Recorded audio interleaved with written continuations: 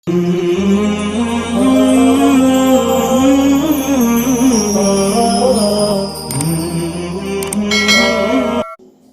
الله الرحمن الرحيم نحمده ونصلي على رسوله الكريم أما بعد أعوذ بالله من الشيطان الرجيم بسم الله الرحمن الرحيم يا أيها الذين آمنوا إذا نودي للصلاة من يوم الجمعة فاسعوا إلى ذكر الله وذروا البيع ذلكم خير لكم إن كنتم تعلمون صدق الله العظيم عن أبي هريرة رضي الله تعالى عنه عن النبي صلى الله عليه وسلم خير يوم طلعت عليه الشمس يوم الجمعة فيه خلق آدم وفيه أدخل الجنة وفيه أخرج منها ولا تقوم الساعة إلا في يوم الجمعة رواہ مسلم۔ ناظرین اور شاہدین، آج جمعہ کا دن ہے۔ جمعہ کے دن کو اسلام میں بڑی فضیلت اور اہمیت حاصل ہے، اس لیے سعیدی چینل جمعہ کے دن کی مناسبت سے آپ حضرات کی خدمت میں چند گزارشات اور ہدایات پیش کر رہا ہے۔ جمعہ کا دن بڑی فضیلت والا دن ہے، جیسا کہ ابھی ایک حدیث پڑھی گئی جس میں حضرت ابو ہریرہ آپ صلی اللہ علیہ وسلم کا ارشاد نقل فرماتے ہیں کہ یہ وہ دن ہے جس دن اللہ تعالیٰ نے حضرت آدم علیہ السلام کو پیدا فرمایا۔ حضرت آدم علیہ السلام کو پیدا فرما کر اسی دن جنت میں داخل فرمایا، اور پھر اسی دن وہ جنت سے دنیا میں تشریف لائے، اور قیامت کی نشانیوں میں سے ایک نشانی بیان فرمائی گئی کہ قیامت جمعہ کے دن قائم ہوگی۔ دوسری حدیث پاک میں آپ صلی اللہ علیہ وسلم نے جمعہ کے دن کی فضیلت کو یوں ارشاد فرمایا کہ افضل الایام جمعۃ، کہ دنوں میں سب سے بہترین اور فضیلت والا دن، افضل دن جمعہ کا دن ہے۔ حضرت اوس رضی اللہ تعالیٰ عنہ فرماتے ہیں کہ اسی دن اللہ تعالیٰ نے حضرت آدم علیہ السلام کو پیدا بھی فرمایا اور اسی دن ان کی وفات بھی ہوئی۔ جمعہ کے دن کی وجہ تسمیہ کیا ہے؟ جمعہ کے دن کو جمعہ کا دن کیوں کہا جاتا ہے؟ چنانچہ اس بارے میں علماء نے فرمایا ہے کہ قبل از اسلام جمعہ کو یوم العروبہ کہا جاتا تھا۔ یوم العروبہ کا معنی ہے عظمت والا اور کھلا ہوا دن۔ پھر بعد از اسلام اس دن کا نام جمعہ ہو گیا۔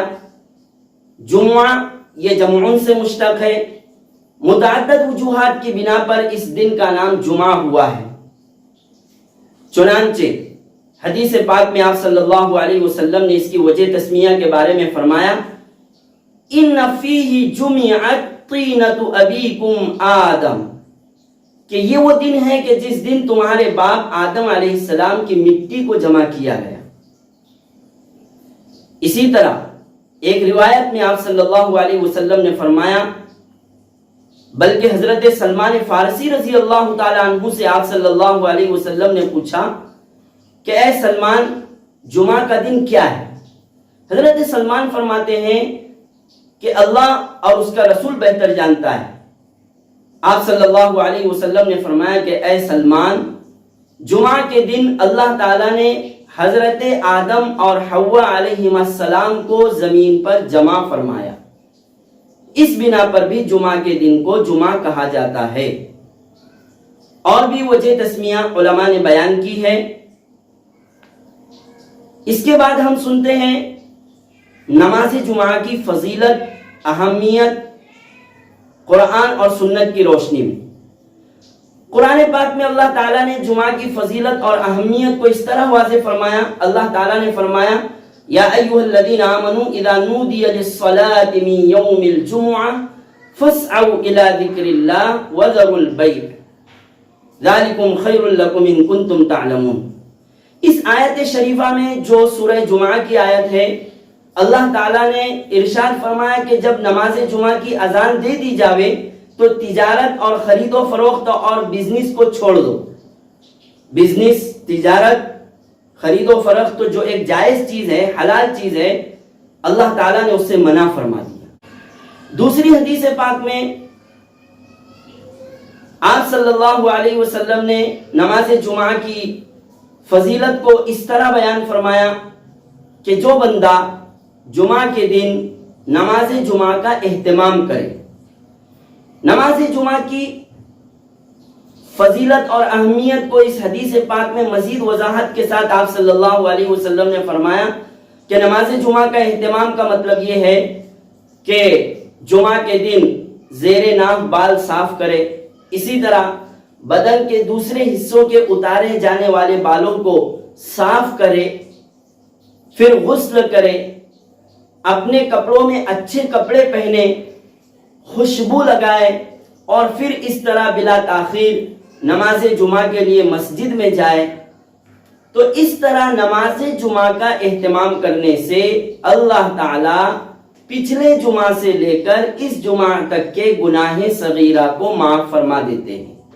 नमाज जुमा की फजीलत। इसी तरह तिरमिज़ी शरीफ की रिवायत है, आप सल्लल्लाहु अलैहि वसल्लम ने फरमाया कि जो बंदा जुमा के दिन पैदल चलकर नमाज जुमा के लिए जावे तो उसे 1 साल के रोजों का सवाब मिलता है। और भी बहुत सारी फजीलतें हदीस मुबारका में आप सल्लल्लाहु अलैहि वसल्लम ने इरशाद फरमाई है। नमाज जुमा की फजीलत के बाद हमें यह भी सुनना चाहिए कि जुमा के दिन अल्लाह ताला ने एक मखसूस घड़ी रखी है जिसे साअत इजाबत कहा जाता है। एक लम्हे का वो वक्त है जो दुआ की कबूलियत का वक्त है कि बंदा अगर उस घड़ी को, उस लम्हे को पा ले और उसमें अपनी जायज जरूरत की दुआ मांग ले, अल्लाह ताला उस दुआ को कबूल फरमाते हैं। उलमाए किराम के इस बारे में इख्तिलाफ है कि वो जुमा के दिन की घड़ी और लम्हा कौन सा है जिसमें दुआ कबूल होती है। हदीस पाक में आप सल्लल्लाहु अलैहि वसल्लम ने उस घड़ी को, उस वक्त को, उस लम्हे को मुतय्यन नहीं फरमाया है। हजरत पीर जुल्फकार ने ये बात इरशाद फरमाई। मुतय्यन और फिक्स इसलिए नहीं फरमाया कि फिर हमारे अंदर उस घड़ी को, उस लम्हे को, उस वक्त को तलाश करने का और ढूंढने का जज्बा बाकी नहीं रहता। तो वो जज्बा बाकी रहे इसलिए उस घड़ी को मुतय्यन नहीं फरमाया गया, उस लम्हे को फिक्स नहीं किया गया। उलमा के इस बारे में इख्तिलाफात है कि वो कौन सी घड़ी और कौन सा वक्त हो सकता है जुमा के दिन जिसमें दुआ कबूल होती है। बाद हजरात ने फरमाया कि वो घड़ी दुआ की कबूलियत की खतीब के खुतबा देते वक्त जब खतीब दोनों खुतबे के दरमियान थोड़ी देर के लिए बैठता है, वो थोड़ी देर का वक्त दुआ की कबूलियत का वक्त है। दूसरा कौल हजरत फातिमा रजी अल्लाह ताला अन्हा फरमाती है कि हो सकता है कि वो कबूलियत दुआ का वक्त, वो साअत इजाबत असर से लेकर मगरिब तक का वक्त है।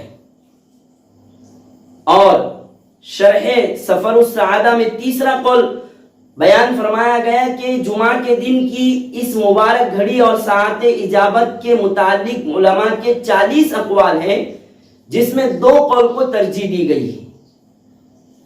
और वो 2 कौल यही है जो अभी हमने सुना है कि दोनों खुतबों के दरमियान का वक्त या फिर वो असर से लेकर मगरिब तक का वक्त।